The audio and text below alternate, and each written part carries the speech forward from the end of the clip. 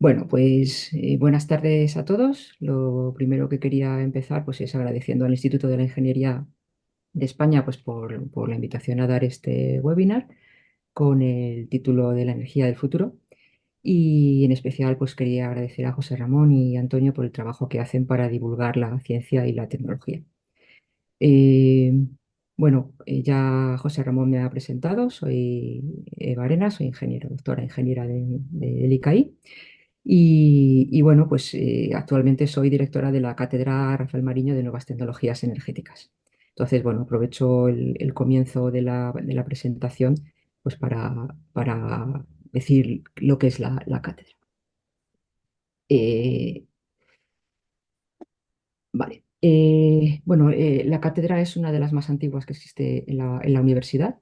Se fundó en el año 2003 y bueno, su objetivo es servir de punto de encuentro entre empresas e instituciones pues, para el debate y la reflexión sobre temas energéticos. Llevamos también a cabo investigaciones para contribuir a desarrollos tecnológicos del sector energético y hacemos también actividades de formación, de divulgación y sensibilización de la sociedad. Nuestro área de interés pues, es todo relacionado con la energía, pero en concreto pues, energías limpias y renovables, eficiencia energética y reducción de emisiones y tecnologías especiales de transformación. Y siempre nos gusta siempre añadir que desde la neutralidad tecnológica, es decir, no somos partidarios de ninguna tecnología energética en concreto, sino que pensamos que cada una de ellas tiene algo que aportar. Es decir, que digamos que no nos casamos con ninguna. Pensamos que el mix de energía pues debe estar formado pues bueno, el papel que aporta cada una de las diferentes tecnologías energéticas. Em, Actualmente la cátedra está patrocinada por la empresa de ingeniería Ayesa y bueno, dentro de esas áreas de trabajo que comentaba antes, nuestras líneas de investigación actuales son de forma más concreta ciclos de potencia y bombas de calor con CO2 supercrítico, hidrógeno bajo en emisiones o emisiones negativas a través de biometano, la digestión anaerobia para producir biogás y materias primas críticas. Bueno, ya entrando en materia de lo que va a ser la charla, lo que hemos llamado como título el futuro de la energía, pues cuando me puse a pensar qué contar y cómo contarlo, ya que es un tema tan amplio, hablar de la energía del futuro o el futuro de la energía, como queramos verlo, pues es algo que puede tener muchas connotaciones, puede tener un abanico muy amplio de energías. Entonces, bueno, lo primero que se me ocurrió antes de empezar a centrar ya el tema, pues es utilizando la inteligencia artificial, preguntar a ChatGPT o decir a ChatGPT que me sacara un gráfico, un dibujito de lo que sería para él, para la inteligencia artificial, la energía del futuro. Y me sacó pues eso que veis ahí en pantalla. Es un dibujo de una ciudad pues con, bueno, sí, puede llamar la atención pues que hay varios objetos volantes, hay tráfico rodado, hay mucho verde, vemos edificios con la cubierta de verde, vemos placas fotovoltaicas, es decir, que ya nos indica que el futuro está relacionado o el papel de la energía fotovoltaica va a ser bastante relevante, cosa que confirmaremos más adelante. Y, bueno, pues es una ciudad, o sea, es una ciudad, es un ambiente urbano. Entonces le pregunté, bueno, y lo mismo, pero más general, sin que esté ceñido a una ciudad. Y entonces pues me sacó esta otra que veis ahora, donde se siguen repitiendo esos objetos voladores, que bueno, parecen drones, no sé muy bien qué papel pueden jugar porque, bueno, realmente te sacan la imagen, pero no te lo explican, ¿no? Entonces no sé muy bien qué hay detrás de la generación de todo esto. Pero bueno, vemos una imagen de un campo, esta imagen es más rural, se sigue repitiendo la presencia de paneles fotovoltaicos y aparece pues algo que en la ciudad no vemos o al menos no se ve a primera vista, que es la energía eólica, porque bueno, aparecen grandes aerogeneradores y se sigue viendo mucho verde, ya no solo porque hay plantaciones, porque hay cultivos, sino también porque en la casa que aparece pues tenemos una cubierta también con verde, ¿vale? Y bueno, pues vemos también una aplicación de la fotovoltaica, de la que hablaré después, que es la agrofotovoltaica. Entonces, bueno, pues visto estos dibujos o estas imágenes, bueno, pues hay que decir que coinciden bastante con lo que se prevé que sea el futuro energético, en donde las previsiones de solar y de eólica, pues se prevé, se piensa la planificación es que a 2050 pues que sean las fuentes de energía predominantes para conseguir una emisiones cero, el escenario de emisiones cero. Bueno, pues ya me puse a plantear pues, cómo hacer la presentación, de qué hablar, cómo planificarla. Pues bueno, puesto que hay una planificación energética tanto a medio plazo como a largo plazo, pues lo que voy a hacer es basarme en esa planificación energética. En concreto, a largo plazo, lo que podemos llamar el futuro, pues lo tenemos en 2050. En 2050 hay compromisos internacionales, España también ha adquirido ese compromiso a través del Acuerdo de París, de la COP21, de ser neutrales climáticamente en 2050. ¿Qué significa alcanzar la neutralidad climática o ser neutrales climáticamente? Pues alcanzar un 90% de reducción de emisiones con respecto a los niveles de 1990. Ese 10% restante sería absorbido por sumideros. Entonces, con ese panorama de ser neutrales climáticamente en 2050, pues si no nos ponemos las pilas y empezamos a hacer cosas ya, pues no vamos a llegar. Entonces, lo que se tiene que hacer, pues es hacer una planificación a más medio corto plazo. Esa planificación en España es el Plan Nacional Integrado de Energía y Clima, que se ha publicado o se ha aprobado una actualización recientemente, que es la del 2330 en septiembre y octubre pasado se mandó a la Comisión Europea y lo que tiene son los objetivos a 2030 que nos planteamos, que se plantea España para poder llegar a 2050 a ser neutrales climáticamente, alcanzar la neutralidad climática. Es decir, hay que pasar por cumplir esos objetivos en 2030 si queremos cumplir los de 2050.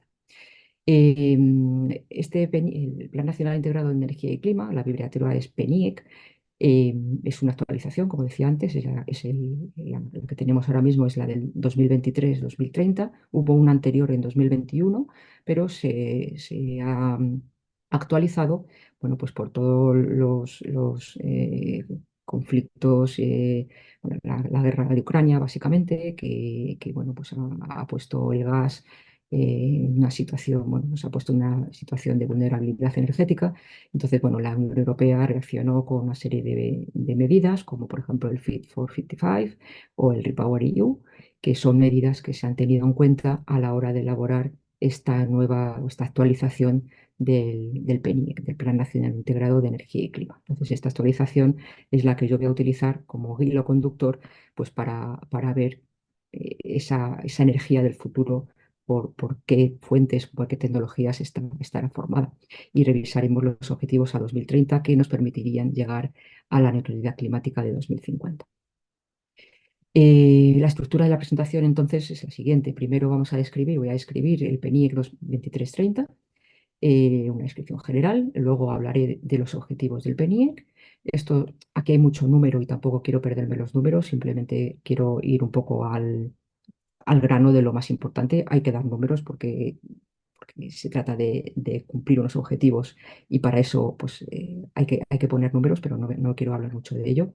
Y luego lo que creo que sí que es más relevante en esta charla pues, es la descripción de tecnologías y sectores más importantes desde el punto de vista energético. Entonces, he enumerado aquí las tecnologías y sectores de los que voy a hablar, que son eólica y eólica marina, fotovoltaica de autoconsumo, solar de concentración, hidrógeno verde, biogás y biometano, almacenamiento energético, eficiencia de la edificación, transporte y materias primas críticas. Entonces, bueno, es una presentación realmente bastante amplia, sobre todo en esta parte de aquí de las tecnologías, pues hay bastante información, pero bueno, la idea es ir sobre ello ahora de forma general y bueno, pues dejar ahí la presentación para quien esté interesado, pues que pueda profundizar un poquito más. Entonces, pasando primero a la descripción general del PNIEC, bueno, pues el PNIEC es, como hemos ya dicho, el Plan Nacional Integrado de Energía y Clima, y establece la hoja de ruta para la transición energética en España y la lucha contra el cambio climático para el periodo 23-30. ¿Con el objetivo de qué? Pues de cumplir con los compromisos internacionales de descarbonización y fomentar un modelo económico sostenible y bajo en emisiones. Necesitamos, o lo que queremos con este plan es consolidar el camino hacia la neutralidad climática de 2050, de la que ya he hablado, y en línea pues, con todas las directrices que nos da la Unión Europea, y en concreto pues, con los compromisos del paquete Fit for 55 y el del Repower EU. Como también he comentado antes, es la actualización del Plan 2130 y establece metas más ambiciosas en cuanto a la penetración de energías renovables y a la reducción de gases de efecto invernadero. Y, como no puede ser de otra manera, incorpora el contexto más reciente y los nuevos desarrollos normativos en transición energética. No solamente tenemos el PNIEC como, digamos, como plan en materia de estrategia y clima, sino que hay otras leyes y otros planes, como son la Ley de Cambio Climático y Transición Energética, el Plan Nacional de Adaptación al Cambio Climático, la Estrategia de Transición Justa y la Estrategia de Descarbonización a Largo Plazo, que esta es la que va hasta 2050.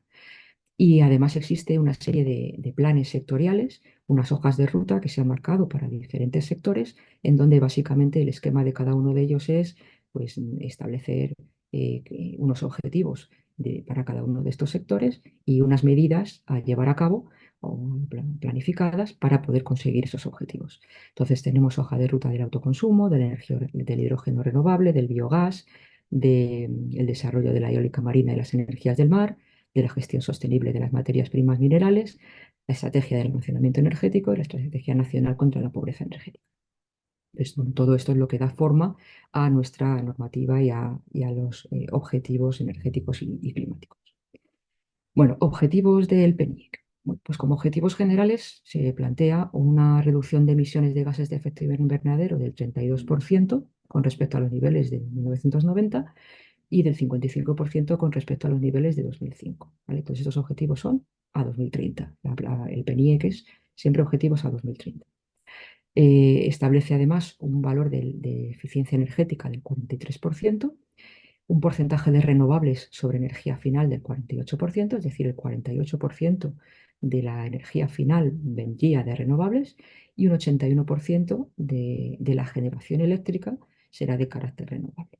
Y todo esto nos llevaría a tener un nivel de independencia energética del 50%. Por tanto, es una de las cosas que se persigue, el tener una mayor autosuficiencia energética, que es esencial en el contexto geopolítico actual, sobre todo explotando el potencial renovable, que en España tenemos un gran potencial, pero eso requiere que nuestro sistema energético pues, adquiera mucha flexibilidad, y sobre todo a través del almacenamiento energético y de una serie de medidas de gestión de la demanda. Entonces, como objetivos sectoriales, pues a nivel de transporte podemos decir que habría un objetivo de reducción de emisiones, de utilizar combustibles renovables y renovables en general. En el sector industrial, pues uso de renovables, de hidrógeno verde, y en el sector de edificación, pues renovables en edificios y en calefacción y refrigeración. Bueno, aquí vemos cómo sería la evolución de la reducción del objetivo de reducción de emisiones. Este es el perfil de emisiones desde el año 1990. Se ve como en 2005 o 2006 tuvimos el máximo, a partir de ahí pues han ido disminuyendo y se ve, este sería el objetivo a 2030, ¿vale? Viendo, bueno, es lo que hemos visto antes, que se reducirían un 55% con respecto a los niveles de 2005. Esta reducción pues, se reparte en los diferentes sectores de la siguiente manera. Un 73%, que es la mayor reducción, viene por la generación eléctrica, un 35% en el transporte, un 40% de reducción en la industria, 45% en residencial, comercial e institucional, 16% en agricultura y un 26% en gestión de residuos. En cuanto a los objetivos de renovables del PNIEC, pues bueno, la potencia instalada en 2030 se prevé que sea de 214 gigavatios, potencia instalada total, y 160 gigavatios serían de renovable. Es decir, un 81% de la generación eléctrica sería renovable. Llegaríamos también, según el PNIEC, a 22,5 gigavatios, 22,5 gigavatios de almacenamiento energético, 19 gigavatios de autoconsumo, 12 gigavatios de electrolizadores y bueno, esto iremos un poquito más adelante a esto, a cese de la actividad del carbón y a la nuclear. Entonces, bueno, pues vemos cómo a partir de, bueno, de 2020 la tendencia al crecimiento de, bueno, primero de la potencia instalada total y en concreto pues de algunas de las tecnologías renovables que ahora después veremos. Aquí tenemos los objetivos de renovables de forma más específica. Eólica incluida offshore serían 62 gigavatios, la solar fotovoltaica 76, hidrógeno renovable 12, 12 gigavatios de electrolizadores, biogás 20, un consumo de 20 teravatios hora, el almacenamiento 22,5 gigavatios. En cuanto a la edificación, se prevé la rehabilitación energética de 1.377.000 viviendas, se prevé que haya 5,5 millones de vehículos eléctricos y un 35% de la electrificación sobre energía final, lo que haría aumentar la demanda eléctrica total de 2019 en un 34%. Bueno, en cuanto a electrificación, pues es uno de los principales, o se identifica como uno de los principales tractores de la descarbonización, es decir, se piensa o se prevé que gracias a la electrificación de la economía o a alcanzar un grado alto de electrificación va a ser más fácil descarbonizar. Es decir, no perdamos de vista que al final lo que necesitamos es reducir emisiones de gases de efecto invernadero. Entonces, electrificando la mayor parte de los procesos energéticos, tenemos más fácil esa reducción de emisiones, puesto que si electrificamos y alimentamos esa electricidad con generación renovable, pues ya tendríamos la descarbonización. Entonces, bueno, se prevé un 35% de electrificación con respecto a 2019, o sea, en 2030, lo que sería un aumento con respecto a 2019 de 10 puntos. Y esto pues hace, como hemos visto antes, que se incremente la demanda eléctrica en un 34% con respecto a 2019.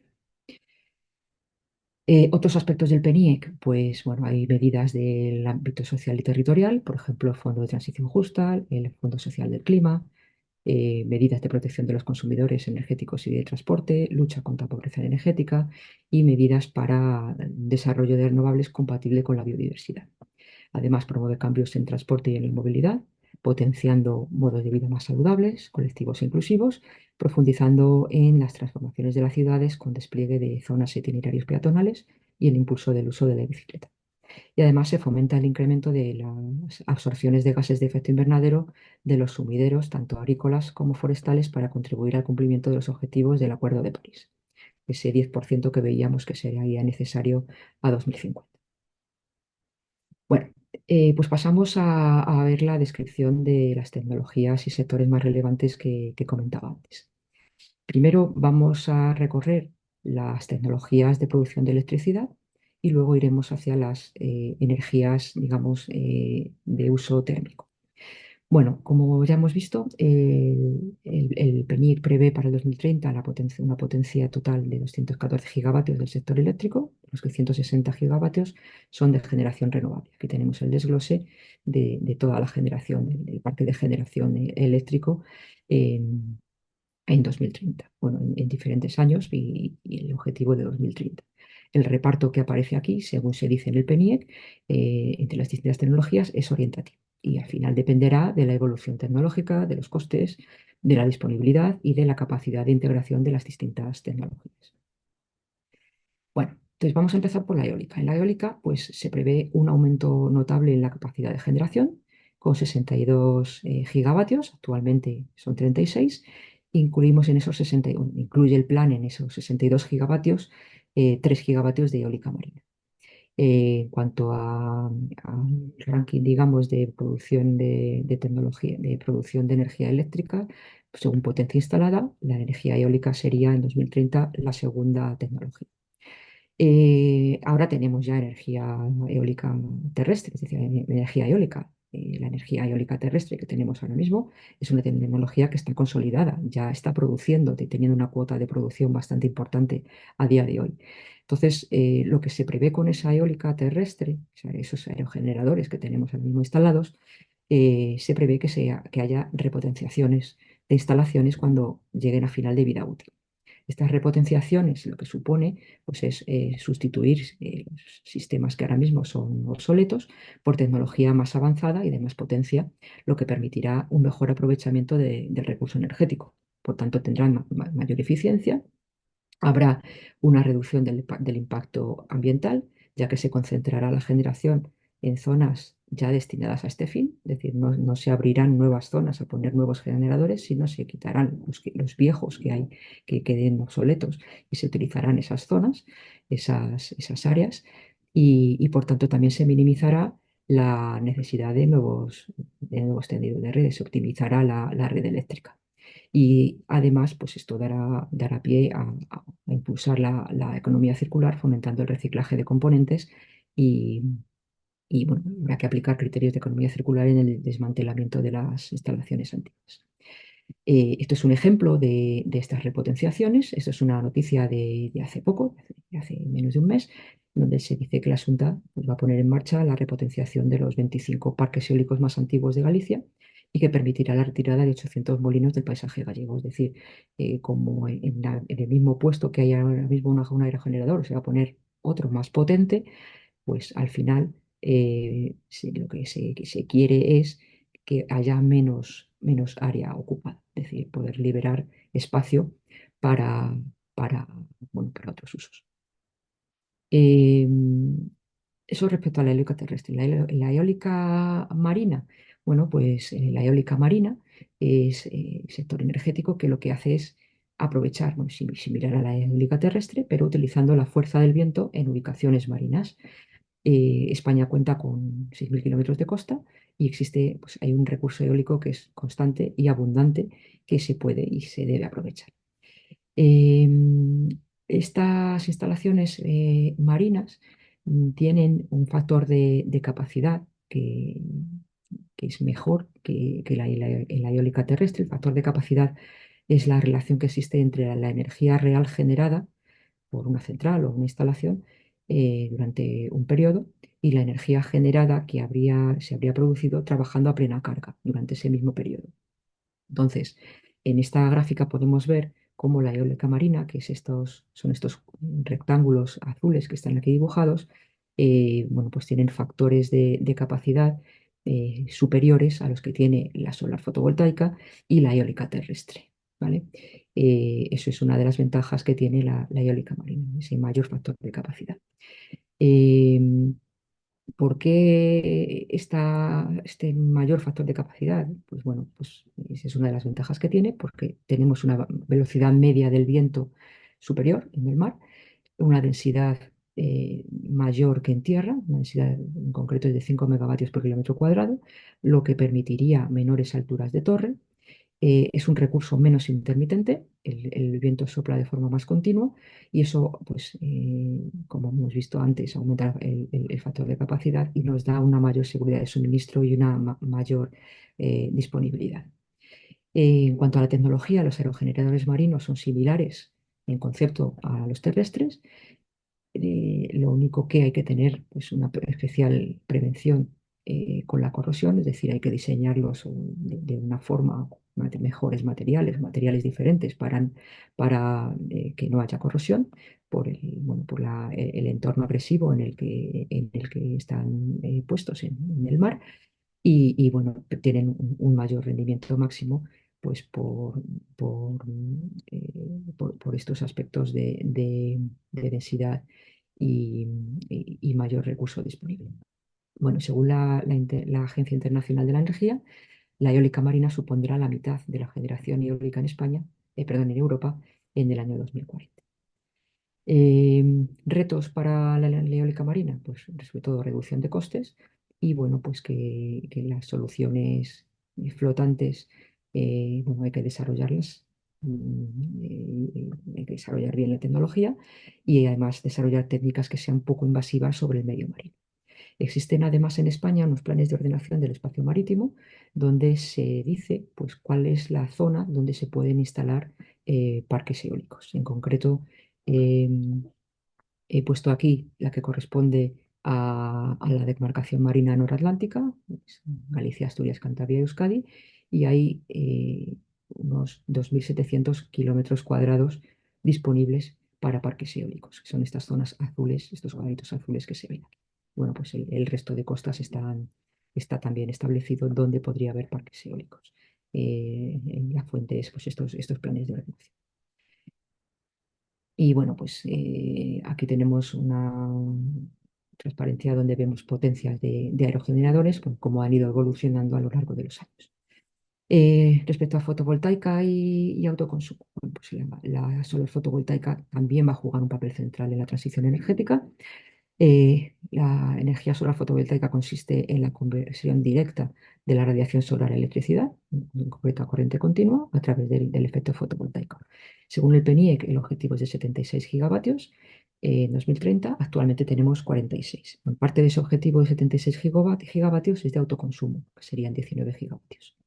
Va a ser la tecnología que se prevé que aporte más a la reducción de emisiones del sector eléctrico, produciendo un 53% de la reducción de gases de efecto invernadero en generación eléctrica y un 15% del total de las emisiones.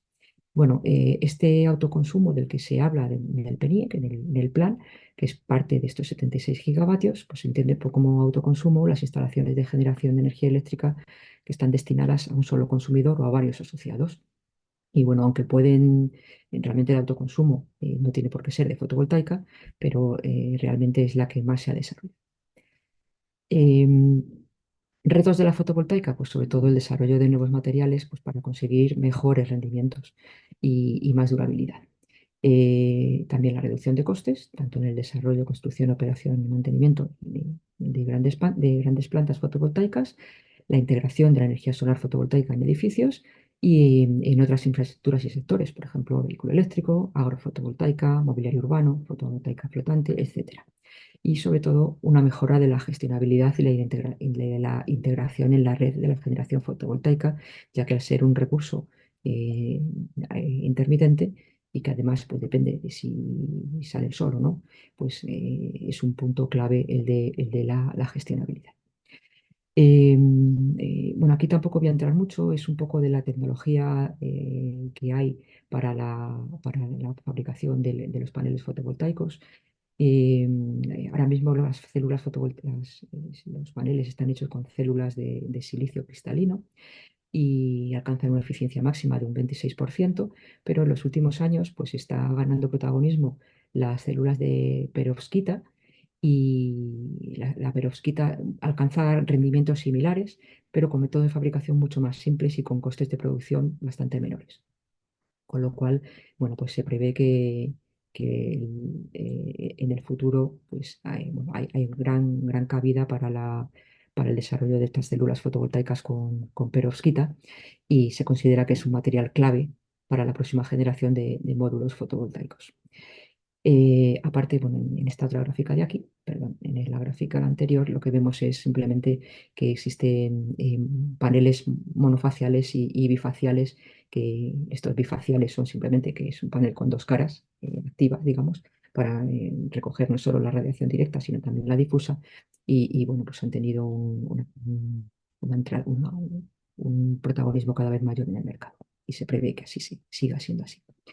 Y bueno, luego para terminar con la fotovoltaica, bueno, tenemos aquí dos aplicaciones. Una es, aparte de las ya conocidas, de poner paneles en los solares, en los tejados o grandes parques de fotovoltaica. Una sería la agrofotovoltaica, que consiste en la producción combinada de electricidad y la actividad agrícola en el mismo terreno, creando sinergias. Y la fotovoltaica flotante, que consiste en la instalación de paneles fotovoltaicos en superficies de agua, flotantes. Son similares a los instalados en tierra, pero flotando. La ventaja es la reducción de la evaporación del agua y, bueno, pues evita el crecimiento de algas. Bueno, siguiente sería la solar de concentración. El- la energía solar de concentración ya no es una tecnología de la que haya una conversión directa de la energía solar, de la energía del sol a la electricidad, sino que lo que se hace es utilizar la energía solar para concentrarla en un punto, en una superficie, y el calor producido en esa superficie se utiliza para alimentar un ciclo de potencia, produciendo electricidad. Entonces, bueno, el objetivo según el PNIEC será de 4,8 gigavatios en 2030, actualmente hay 2,3. Y bueno, aquí tenemos un esquemita de lo que sería una central solar de concentración. Este es el parque solar, donde todos los espejos reflejan la energía solar, en este caso en esta torre. Esta es una central de torre. Aquí arriba en la torre se concentra el calor y por ahí pasa un fluido que recoge ese calor. Ese fluido bueno, o bien puede ser un ciclo directo o indirecto, pero recogiendo ese calor, pues bueno, se produciría, si es un ciclo de Rankine normal, se produciría la evaporación de un fluido que se pasa por la turbina, que mueve el alternador y se genera electricidad. Es decir, que una vez que tenemos producido el calor, pues podría ser como una central térmica cualquiera, como una central nuclear, como una central de carbón, como un ciclo combinado, es decir, un ciclo de potencia. Estas centrales suelen incorporar almacenamiento, lo que ayuda a la gestionabilidad del sistema. Y bueno, un aspecto importante es que al producir la electricidad a través de la turbina y el alternador, contribuye a la inercia del sistema, cosa que la fotovoltaica no hace por esa conversión directa. Y también decir que España es hoy líder mundial en solar de concentración. Bueno, hay cuatro tipos de tecnología de concentración, que las tenemos aquí resumidas: concentradores lineales de Fresnel, receptor central de torre, como el que acabamos de ver, sistemas de disco parabólicos y colectores cilindro parabólicos. Y no solo hay aplicaciones de producción de electricidad, como la que hemos visto, a través de ciclos de potencia, sino que también se espera que jueguen un papel importante en la descarbonización de procesos industriales que requieren calor a media y alta temperatura.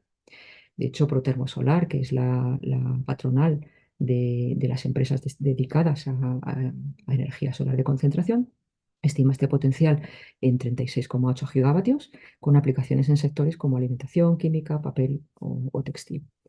Tengo aquí he recogido un par de noticias de aplicaciones ya reales de plantas solares de concentración o termosolares, que es lo mismo, es el mismo nombre, a aplicaciones industriales. Aquí es una cervecera, Heineken, donde bueno, pues montó una planta termosolar para satisfacer sus necesidades de calor para sus procesos, para el proceso de producción de la cerveza.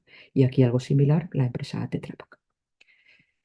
Bueno, para acabar la parte eléctrica, quería simplemente citar lo que el PNIEC nombra, lo que cita para las tecnologías tradicionales de producción de energía eléctrica. Entonces, hablando del carbón, ciclos combinados y nuclear, básicamente. Entonces, del carbón, pues se ha producido ya un abandono progresivo del carbón. De hecho, en 2025, este año, van a cerrar las últimas cuatro centrales de carbón que quedan. Respecto a los ciclos combinados, el PNIEC los incluye como una de las tecnologías no renovables que va a seguir desempeñando un papel relevante, básicamente porque son el respaldo que ahora mismo son el respaldo del sistema. Es decir, cuando no hay sol y no hay viento, pues seguimos teniendo nucleares, pero tenemos a los ciclos combinados que se arrancan en poco tiempo y están ahí produciendo electricidad por cuando se les pida, eso sí, quemando gas. Entonces se prevé mantener la potencia instalada hasta ahora de 26,6 gigavatios de ciclos combinados. Y respecto a la energía nuclear, pues se mantiene en el PNIEC el calendario de cese de explotación ordenado y escalonado de las centrales nucleares españolas entre los años 27 y 35, aunque sigue habiendo un gran debate sobre si se debe prorrogar su fecha de cierre.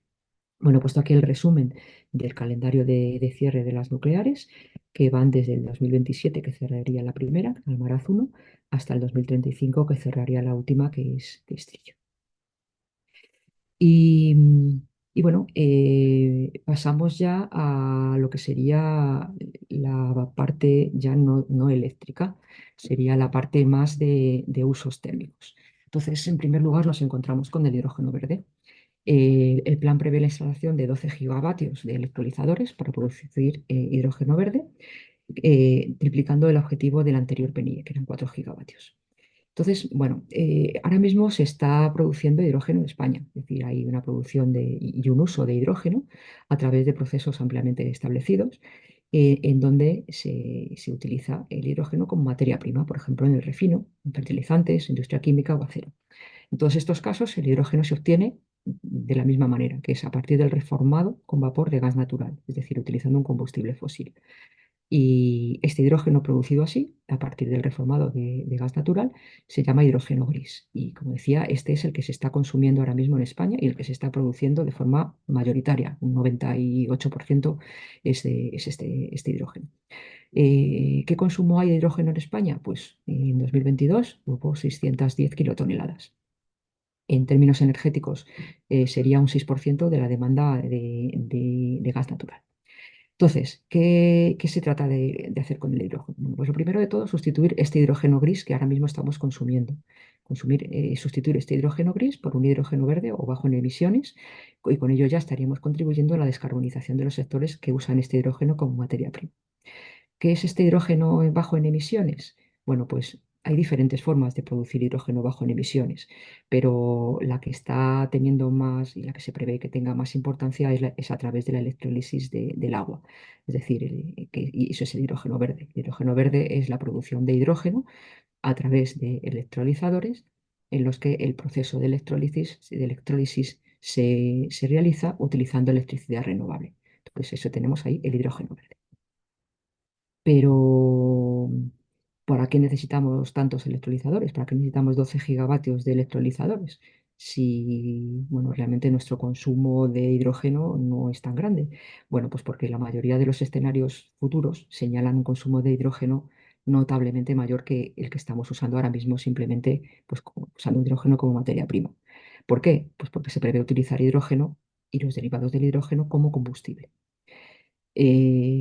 Bueno, ¿por qué? Pues porque las emisiones netas cero no se pueden conseguir únicamente electrificando. Ya hablábamos antes de la descarbonización a través de la electrificación. No todo se puede electrificar. Necesitamos tener combustibles renovables que nos permitan seguir teniendo procesos térmicos, quemar un combustible, pero que no sea un combustible fósil, que sea pues, un combustible renovable como, por ejemplo, pues, biocombustibles o el hidrógeno y sus derivados o combustibles sintéticos. Entonces, aquí es donde tenemos el papel del hidrógeno verde.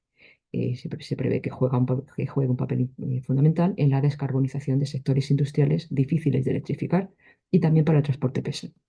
Entonces, ¿qué usos o qué sectores industriales son estos difíciles de electrificar? Pues aquellos en los que hay usos industriales que requieren altas temperaturas, por ejemplo, fabricación de cemento, la industria del papel, industria alimentaria. Y el transporte pesado, pues utilizaría hidrógeno para transporte pesado por carretera, aviación y transporte marítimo. No solo como combustible, no solo para quemarlo como combustible, sino como a través de los fuel cells, de las células de hidrógeno. Bueno, y no solo existe esta forma de fabricar hidrógeno bajo en emisiones o hidrógeno verde, sino también otras maneras como a partir de reformado con vapor de biometano, es decir, el mismo método con el que se está utilizando ahora para producir el hidrógeno gris, pero en vez de a través de gas natural, a través de biometano, que es, digamos, la versión bio, la versión verde del gas natural. La ventaja es que el proceso de reformado es un proceso maduro tecnológicamente. Lo único que habría que hacer es, en vez de utilizar gas natural, pues utilizar biometano como materia prima. Bueno, esto lo dejo, me lo salto porque, bueno, por aligerar un poco transparencias, simplemente son los proyectos en España actualmente, los proyectos que se prevén para aplicaciones de hidrógeno y, bueno, pues las financiaciones que están teniendo los proyectos más relevantes. Nos movemos entonces al siguiente gas renovable, que es el biogás. La predicción del PNIE, que es de consumo de 20 teravatios hora en 2030, que es el doble de lo que se había cuantificado en la hoja de ruta del biogás. Bueno, entonces, ¿qué es el biogás? Pues es un gas renovable, es decir, es un gas, como puede ser el gas natural, y se produce a partir de la digestión anaerobia de residuos de origen orgánico. El aprovechamiento de estos residuos pues, permite desarrollar la economía circular, valorizando los residuos de forma energética. Tiene importancia o se utilizan residuos del ámbito agropecuario, residuos sólidos urbanos y lodos de depuradoras fundamentalmente, aunque hay también otras materias primas que se pueden usar, otros residuos que se pueden utilizar como materia prima para el biogás. El biogás, además de la propia importancia energética que tiene, debido a su conexión con el mundo rural, también es una gran baza para la lucha contra la despoblación de las zonas rurales. Y bueno, aparte de obtener biogás en la digestión anaerobia, en este proceso de digestión anaerobia de residuos orgánicos, como residuo se obtiene una sustancia llamada digestato que es aprovechable como fertilizante, es decir, que tiene también esa segunda salida. Y bueno, una vez que tenemos biogás a partir, como decíamos, la digestión anaerobia de residuos, este biogás, que ya se puede utilizar como combustible, también puede sufrir un proceso de upgrading y obtener biometano. ¿El biometano qué es? Pues el biometano es gas natural. Es un gas natural, solo que de origen biológico. La molécula de biometano es totalmente indistinguible de la molécula del gas natural fósil. Es lo mismo. Químicamente tiene la misma composición, pero viene a partir de residuos. Entonces, el biometano se identifica como una solución muy relevante para la descarbonización de sectores difíciles de electrificar, igual que hemos visto como que le sucede al hidrógeno, y también pues, como bueno, en transporte pesado o industria intensiva en usos de energía térmica. Entonces, puede desplazar al gas natural fósil en sus usos habituales, ya que es totalmente intercambiable, y el despliegue del biometano, por su carácter local, pues supondrá una disminución de la importación de gas natural fósil, lo que contribuirá a disminuir la dependencia energética de nuestro país, fortaleciendo la seguridad del suministro energético. Y bueno, ¿y hay mucho biometano? ¿Podemos tener mucho biometano? Bueno, pues aquí tenemos un estudio en donde se evalúa el potencial disponible para producción de biometano en España y se establece que hay un potencial de 163 teravatios horas, hora año, nivel de energía, teravatios hora año, eh, de biometano. ¿Vale? Como referencia, el consumo de gas natural en España en 2024 fue de 311 teravatios hora. Es decir, que podríamos tener, si estas previsiones fueran ciertas, tendríamos tener algo más de la mitad del consumo de gas natural en forma de biometano totalmente autóctono y favoreciendo la economía circular. Bueno, respecto del almacenamiento, ¿qué podemos decir del almacenamiento energético? Bueno, pues que es fundamental en un escenario en donde vamos a tener una fuerte presencia de energías renovables intermitentes, como la solar y la eólica. Es fundamental porque necesitamos que el sistema sea estable y solamente teniendo energías renovables intermitentes sin almacenamiento y desde luego sin el backup de otras, pues no podríamos tener esta estabilidad. Entonces, el PNIEC contempla un fuerte desarrollo del almacenamiento energético. Se espera alcanzar una capacidad de 22,5 gigavatios de almacenamiento para 2030. Actualmente tenemos 10. Esta previsión supera las previsiones de la estrategia de almacenamiento energético, que preveía 20 gigavatios. Y bueno, pues es fundamental este despliegue de almacenamiento para integrar pues, la generación renovable en el sistema. Desde el punto de vista regulatorio, será necesario poner en marcha mercados de capacidad para asegurar las inversiones necesarias para emprender todos estos proyectos a medio y largo plazo, así como también una reforma del mercado eléctrico para que entre el almacenamiento pues, como una variable más. Será esencial el almacenamiento para gestionar los picos de demanda y para asegurar el suministro en momentos de baja generación renovable. Hay diferentes tipos de almacenamiento según la escala y según el tipo de almacenamiento, que puede ser horas, días, semanas o estacional. Aquí tenemos una clasificación de las diferentes tecnologías de almacenamiento energético, hay tecnologías químicas, eléctricas, térmica, mecánica, electroquímica. Y tenemos aquí también pues, un gráfico donde se ven pues, según los parámetros de funcionamiento, es decir, bueno, la capacidad de almacenamiento, perdón, el tiempo de almacenamiento y la capacidad o potencia, pues tenemos las diferentes tecnologías. Y además, bueno, tenemos aquí también, según el tipo de almacenamiento y la tecnología, la capacidad energética, la eficiencia y el nivel de madurez tecnológico, porque es verdad que algunas de ellas todavía no están disponibles a nivel comercial. Esta es la previsión de necesidades de almacenamiento energético a lo largo de los años Y bueno, pues simplemente aquí me he centrado en las que son más relevantes, que puede ser el bombeo, que supone impulsar el agua para almacenarla en depósitos a gran altura y liberarla para producir electricidad cuando haya demanda. Esta es una de las tecnologías más maduras y está implantada a gran escala ya en toda Europa. Dentro de los proyectos de innovación dentro del bombeo se encuentra el bombeo con agua marina, en el que uno de los depósitos es el mar. Las baterías, pues es un sistema maduro, muy útil como sistema de almacenamiento a corto plazo, cuando se requieren cargas y descargas frecuentes.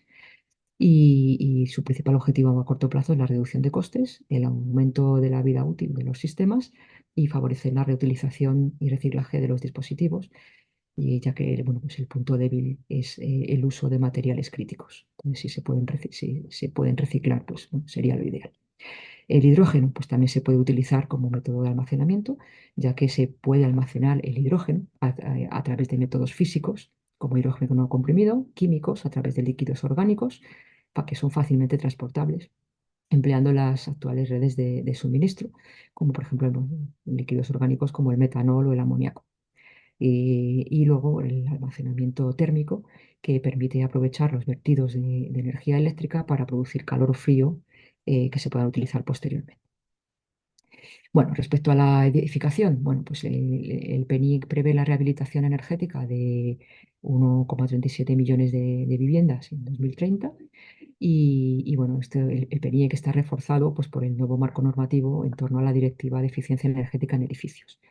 Se prevén soluciones activas y pasivas en esta rehabilitación energética, sistemas renovables de generación tanto de calor como de frío, participación de energías renovables en redes urbanas de calefacción y refrigeración, uso de energías renovables en edificios, energías renovables producidas por ciudades, comunidades energéticas y autoconsumidores, bombas de calor y energía solar térmica de baja temperatura y sistemas de gestión de consumo energético en los edificios.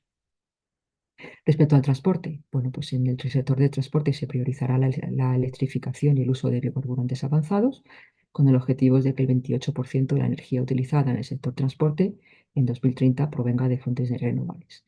El parque de vehículos eléctricos crecerá hasta los 5,5 millones de unidades en 2030.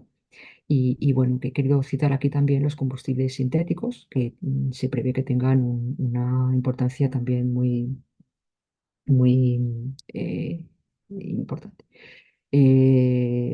Estos combustibles sintéticos vienen de la combinación de hidrógeno con monóxido de carbono, que produce un gas de síntesis, que a partir de él se producen combustibles con propiedades similares a los combustibles fósiles, mediante el proceso llamado Fischer-Tropsch.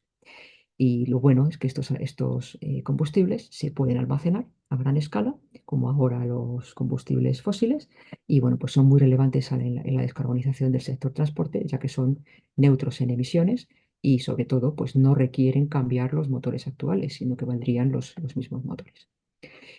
Y bueno, ya para acabar, quería hablar un poco de las materias primas críticas, bueno, el tema es que nuestro modelo ahora mismo, si cambiamos a un modelo basado en fuentes renovables y autóctonas que nos haga menos dependientes de los combustibles fósiles, es decir, que nos hagan ganar independencia energética, pues lo que no tenemos que hacer es ahora ser dependientes de materias primas que necesitemos para fabricar, eh, pues, por ejemplo, aerogeneradores, por ejemplo, baterías. Entonces, bueno, se ha creado la hoja de ruta de la gestión sostenible de las materias primas minerales, que lo que centra es la atención en la autonomía estratégica del país y en la seguridad de abastecimiento de las materias primas estratégicas. Algunas de las medidas que se prevén pues, es elaborar un listado de materias primas minerales energéticas para la transición energética con objetivo de asegurar su suministro en la industria y también el impulso del reciclado de las materias primas estratégicas. Bueno, solo citar que en nuestra cátedra hemos elaborado un mapa de recursos minerales autóctonos españoles y bueno, he puesto aquí el enlace del informe que publicamos. Bueno, hemos publicado dos, este es el enlace al segundo, pero bueno, en este enlace está también el primer informe. Y bueno, pues simplemente como curiosidad, pues aquí tenemos una gráfica en donde vemos los elementos que se consideran críticos según su grado de riesgo en cuanto al abastecimiento. Estas son las tierras raras, dónde se utilizan y, bueno, en qué sectores. Y bueno, acabo ya con un mapa en donde aparecen los principales proveedores de materias primas que son fundamentales pues, para el sector energético. Solo citar que en España tenemos estroncio, somos el 100% de los proveedores de estroncio, y bueno, pues que en China están pues, la gran mayoría de estas materias primas críticas y casi el 100% de las tierras raras. Y nada, pues creo que me he pasado un poquito. Perdonar por el tiempo extra. Y nada, pues cualquier pregunta, pues intentaré resolverla.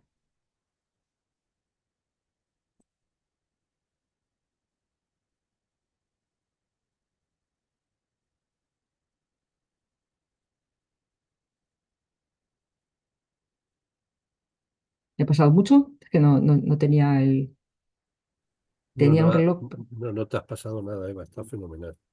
Vale. No son ni las 6 todavía, faltan 2 o 3 minutos. Ah, Y yo creo que preguntas no hay. Si alguien quiere hacer alguna pregunta de los que estáis, simplemente os, os dais al audio, quitáis el muteo y lo hacéis, ¿vale? ¿Alguien?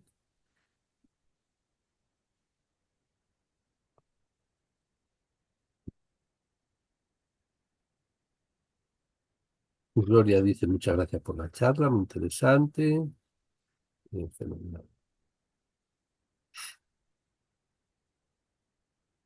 Nada, desde Escuelas Católicas de Madrid, desde FERE Madrid, dar las gracias al instituto, a Antonio y a José Ramón no sé, por darnos esta oportunidad. Como decía antes José Ramón, es la prueba piloto y vamos a ver cómo lo vamos mejorando. Entonces yo os escribiré, Juanjo, y algunos más, a ver cómo podemos mejorar o qué les podemos decir al instituto para mejorar este ratito y que os venga a mejorar los profes, ¿vale? Y nada, por nuestra parte, darle las gracias a Eva por la maravillosa a, a- exposición. a vosotros. Espero bueno, que haya servido para clarificar el Ujú. futuro energético.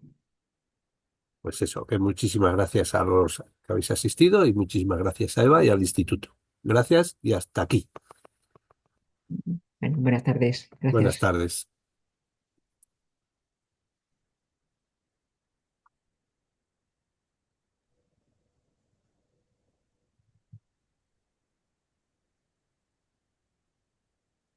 Bueno, Antonio, José Ramón no te vemos, pero bueno, ahí estás. Bueno, sí, A ver, estoy. un momentito, que es que estoy yo. A ver, como